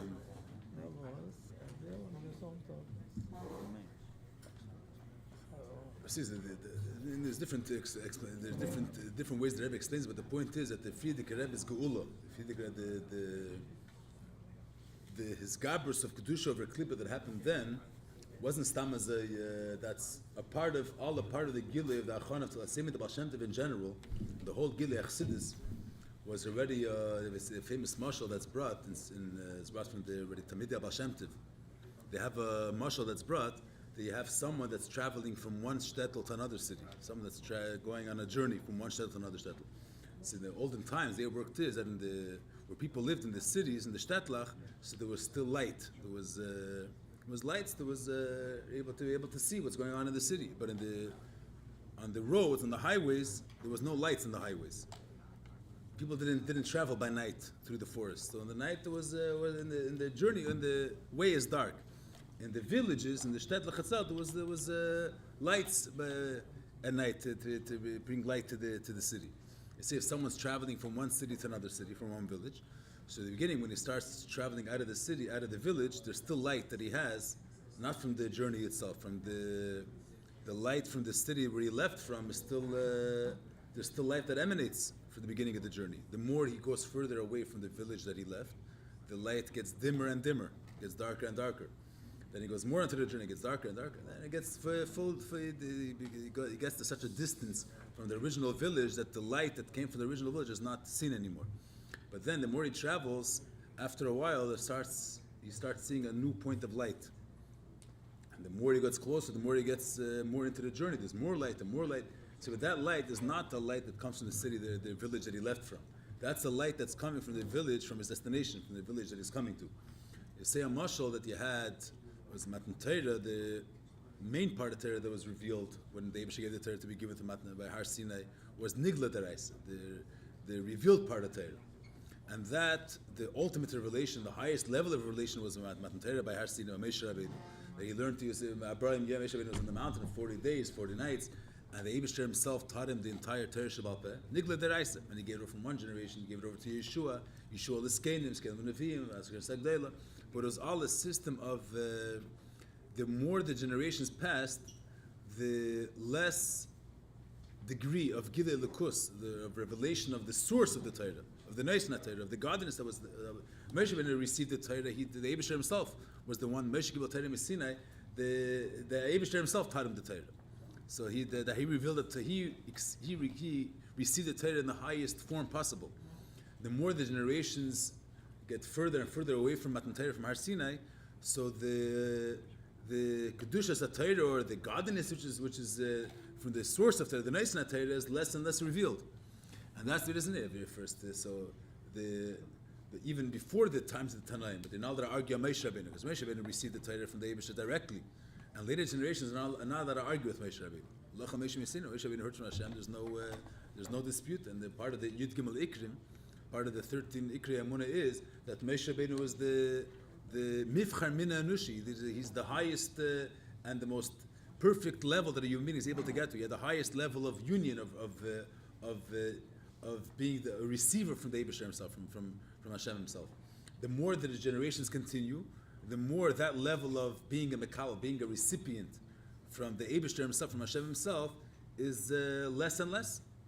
The degree that Moshe Rabbeinu, the way he was a Mekabel, the way he was a recipient, the way he was a student from the Eibishter himself, was in a much higher degree than the later generations. That's why the Tanaim and all that argue on the generations earlier, and the Rishonim can argue in the Tanaim, and the Achreinim can argue in the Rishonim, because the way the system, the way the revelation of Torah works, that the more further you are from the source, so the more less in touch you are with the source. So the lesser level and the lesser accurate you are to the source, and therefore the later generation can argue the early generations. That was all when it came to the revealed part of Torah. Then there is the primis of Torah, the hidden, say the Galas of Torah, which is the soul of Torah, and how every halacha brings out the connection of a Yid's neshama with the Eibishter. That's the inner secrets of the Torah. That the type of revelation of primis of Torah is in an opposite direction. It started revealing itself in a little, say, trickly, some drops started to trickle from the times of the Rav Shimon and Yechayev, times of the Tanaim, and the more generations continued, the more the revelation of primis, the secrets of the Torah, started to reveal itself more and more. You had in the later generations, they have the Ramak and the Arizal. The later the generations go, the deeper and the higher the revelations are. So you have the Ramak, which is one of the Gdele of the Mkobalim, but the Arizal, which was a student, but Allah is like the Arizal. The Arizal had deeper revelations of the secrets that there was revealed to the Arizal that the Ramak didn't experience. And the same with the Baal Shem Tov, after the Arizal is even more. So it's explained why is that, because the revelation of Primus Torah, it says when they get to the Pasuk says when they get to La'asad Lava Yishakenim and the Shik is Piu, the Mashiach is going to come. So then it's going to be revealed the secrets of the Torah. That's what Rashi says. Time Torah, the secrets of Torah is going to be revealed. The Mashiach is going to come. So as a taste of the revelation of the world to come, that started since we're coming closer to the journey. We're coming closer to the Zman of La'asad Lavi.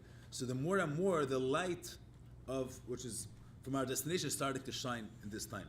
But the light of Nigla Daraisa, that's a light that the revelation of this light was Matan Torah by Har Sinai, and that was when this revelation was in its most tense and most highest form.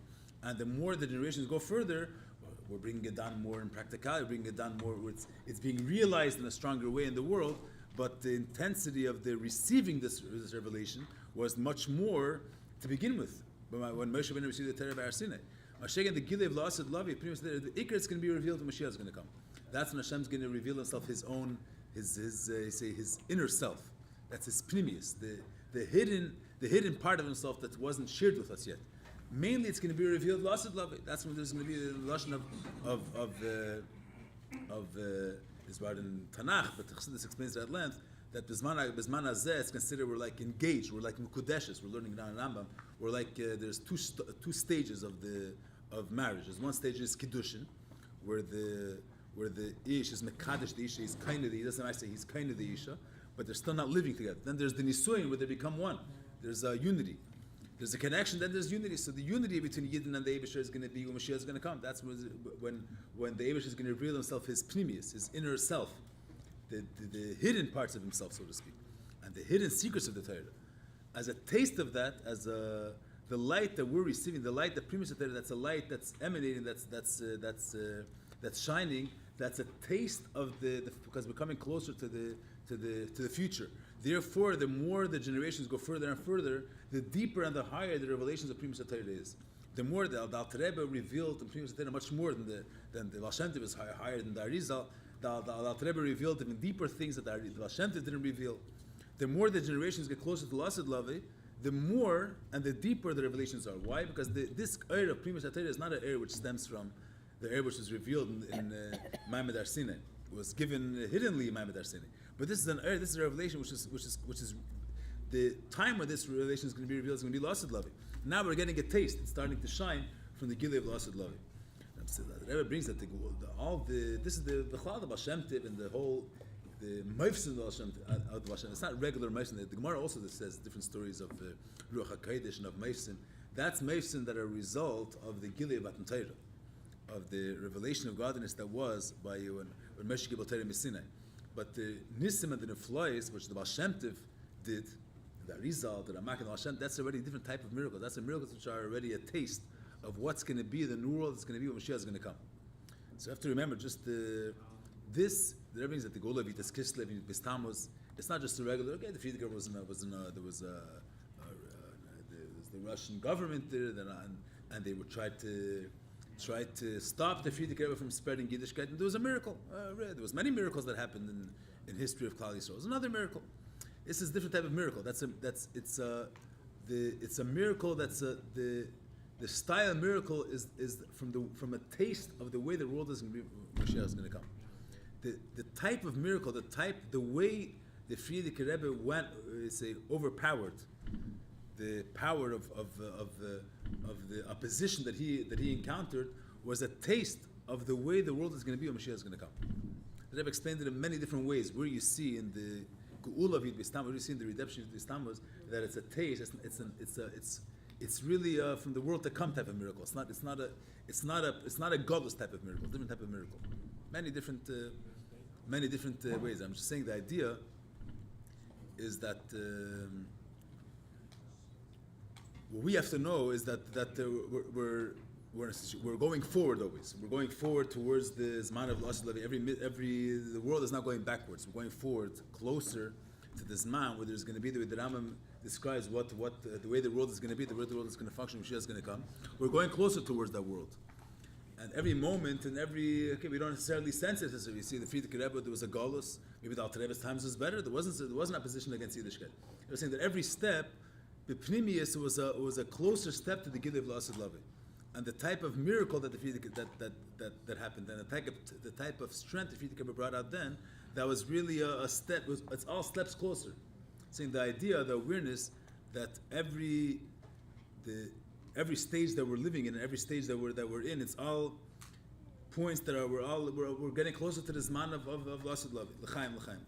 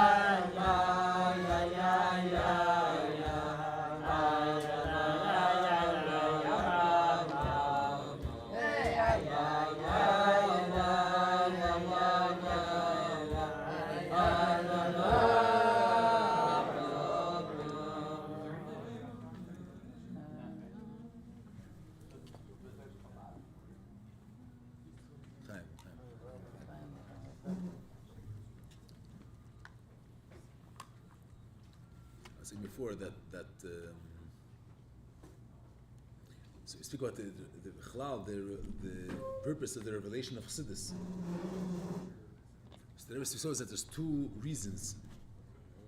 What's the importance of why, specifically in the generations, in the era that we're living in, why were these Chassidus was revealed, and the Pnimis of Torah was revealed? Why is that? Why specifically in our times is these sitting a day like it was Tammuz, a special miracle that happened on this day, a special revelation of godliness which was never revealed before. So why specifically in our times is it important to have a new Yom Tov, a new holiday, it was Tammuz, Farbrengen? Why is it important these days? So it's the same question when you speak about generally the revelation of Chassidus in our times. That's there's many generations of Yidden which they had they learned Gemara and they did what it says in Shlomo, and Pnimis Torah wasn't a part of the. It's not something that they learned in a steady way. A few Yidden, Yechidis Gula, which they learned Pnimis Torah and Kabbalah, but the average Yid, he learned there's a mitzvah, you have Talmud Torah, you have Shulchan, what a person is obligated to do, and they learned Gemara and they did mitzvahs and that's it. It wasn't like. Why is it important, Dafka, in this day and age, for a Yid to have a kvias and the fact that Chassidus was revealed specifically in our times? So there's two explanations for it. One explanation is because the darkness is deeper, and in order to overcome the cheshach, the darkness that there is in this time, is only through the light of Pnimis Torah. And the same thing is we're speaking about the Benegeti Beis Tammuz, that on one aspect that why it's important to celebrate and to think about and to connect with the chayis and the koyach that was revealed through the Friedrich Rebbe's Mesiras Nefesh is because today, in order to overcome the chayshach, what a person has to overcome, you need the koyach of Yid Beis Tammuz. That means there's one type of darkness, or one type of hell of a hester, one type of concealment, one type of misayin that a person is able to manage even with you don't need this Yid Beis Tammuz. They say just to bring a simple example. You have a meichel, any food, you have a piece of bread on the table. So there's one way to look at the piece of bread that it's there in order for the sake of pleasure, for the sake of enjoyment. Another way to look at this piece of bread is that it's for the sake of giving a person energy to be able to serve Hashem. So in order to convince a person, to explain a person, that when he sits down to eat a piece of bread, it should be eat l'shem shemayim for the sake of having kayach, for the sake of having energy to serve Hashem, he doesn't need l'mayla b'tamadas for that. Doesn't need Beis Tammuz for that. He's able to understand what's the major purpose. The Eibush created the world in order for a person to enjoy himself. That he created bread just for the sake of feeling enjoyable sensation in your mouth. That's not. It's understood. You could explain. A person could be. He could understand clearly that the main purpose of the piece of bread is that there's certain nutrients in the bread that gives a person power and ability to be able to strengthen his mind, it strengthens his heart, to be able to do what he's supposed to do. So there are certain things that a person, in order for him to live his life and to function according to the Eibush wants in the right way, he doesn't need to bring out within himself a certain element of himself that the Eibush is beyond reason. That it's something which is he's able to understand. According to the way Torah explains it in a way that you understand that the purpose of why this and this thing was created is for the sake of serving Hashem, and it makes more sense that way. So for that, you don't need to have the light of Primus Atayr in order for a Yid to be aware of these type of things. Then there's a certain type of chaysh, certain type of darkness, that the only way for a Yid to overpower this darkness is if he connects himself with the Pnimius of the Eibishter, with the Pnimius of Torah. You say what's the basic difference? So I don't know what time it is, but we're saying a little bit B'Yurim and Torah. What time is it? It's before Chatzos. We're holding before Chatzos. Like 10:30 or something. Oh, we can read the Misal Torah, huh? It's 11:30. Before Chatzos. So there's one. When you speak about the Pnimius of Torah, the Pnimius of the Eibishter, you have just to bring it out in simple words, you have the way we see things. The Eibishter created the world. There's a world, and the world has meaning and has value. And on one hand, the fact that you say the marshal means when you get in relation to a person, that you have the external part of a person's self, you have his inner self. The external part of a person's self, person could care about many different things. People care about their business that they made. People can care about different things. Then there is what's precious to you from your inner self. A person's love or the way he's connected to his children. That's a totally different type of connection than he has towards the things that he made or external things of himself. So you have the external aspect of a person, where there is the way he relates and the way he gets pleasure or he derives benefit out of doing things outside of him. And then you have the person's inner self, what's his personal, what's his inner passion. So you have an Elokus, you have the so to speak, the external part of the Eibishter, where there he invests himself in creating a world, and it's important to him to bring out the fact that he's able to create and he's able to run a world. There's a certain and that's in Nigla Deraisa. Nigla Deraisa you have in that part of Torah, where there the world is a reality and it has meaning and has value, and the Eibishter, so to speak, gives value, gives credence to the world that he created, because by creating this world, it brings out the fact that he's Kel Yachal, that he's able to create and he's able to do things, etc. But what's precious to the Eibishter himself? You say Yid is Banam Atal Hashem Lekechem. What's the Eibishter's inner self? What's precious to him? What's his inner passion about? That's a whole different type of element. You have the Eibishter's Pnimiyus. That's a different idea. So you have the way Chassidus explains that from the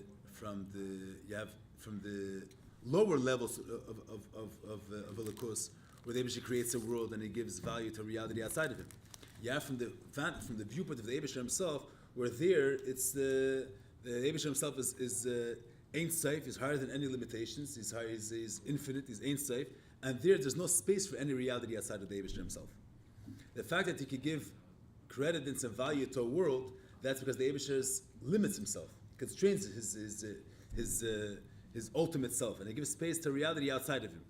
From the point of view of the Eibishter's Pnimius, of him himself, from the Eibishter's Etzem, from the point of the Eibishter's Pnimius itself, there's no space for reality outside of him. And from that aspect, the only reality that exists is just the Eibishter himself.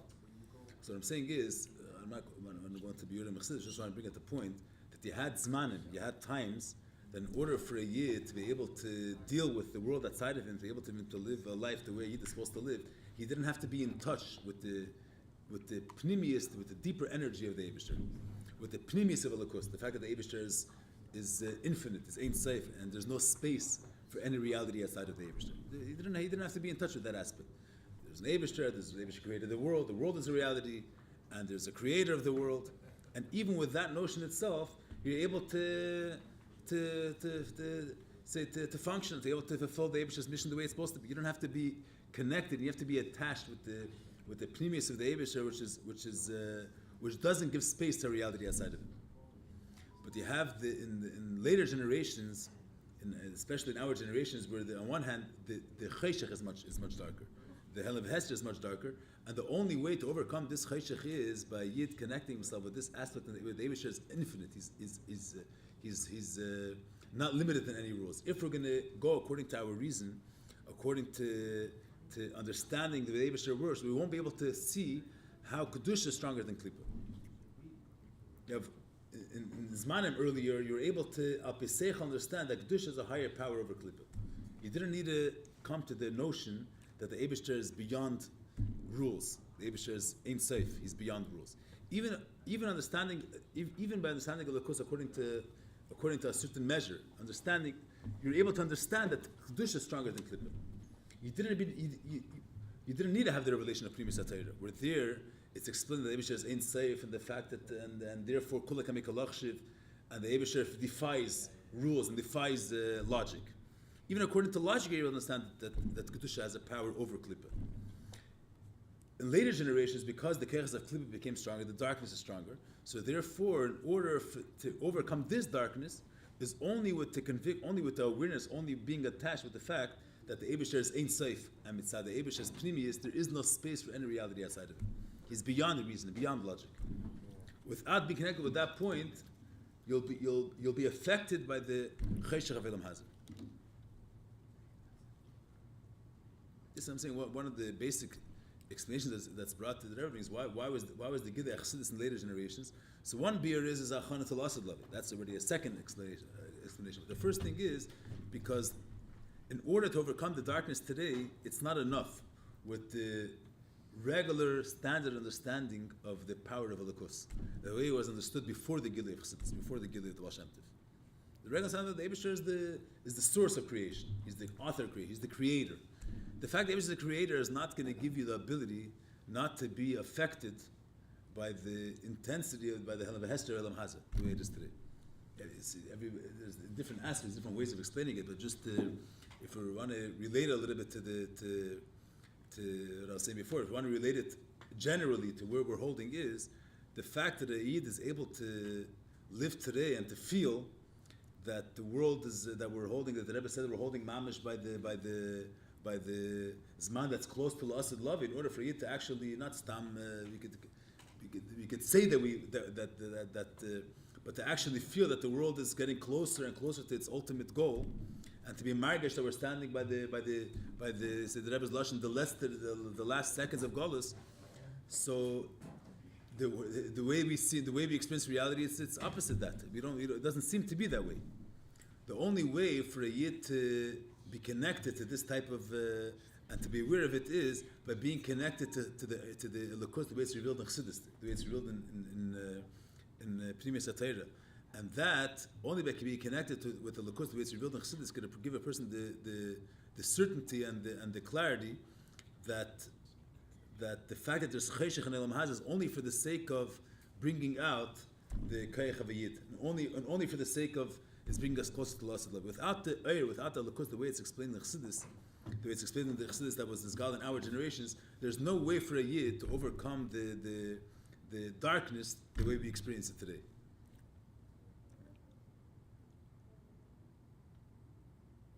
I'm saying the way it is in ideally, basically, I'm saying this is everybody has to think to himself what type of as a state. What I'm saying, a state as a state. In order to overcome the darkness today, therefore you have to come to the area of Pnimius HaTorah, and just by accepting Elokus, understanding Elokus the way we understood it without Pnimius HaTorah, that we wouldn't be able to overcome the L'chaim.